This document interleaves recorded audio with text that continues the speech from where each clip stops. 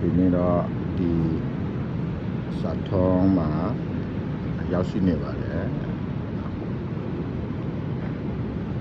ဟိုးအောက်မှာကြည့်ကားလေးတွေကိုဒါ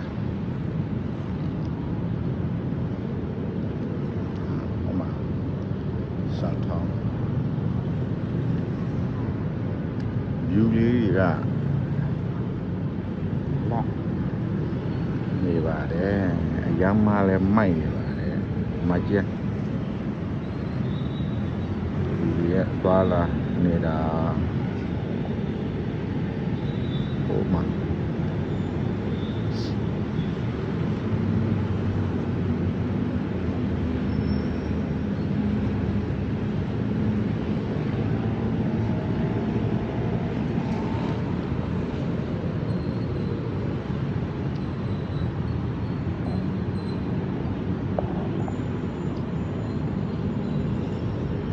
ဒါတော့ဘန်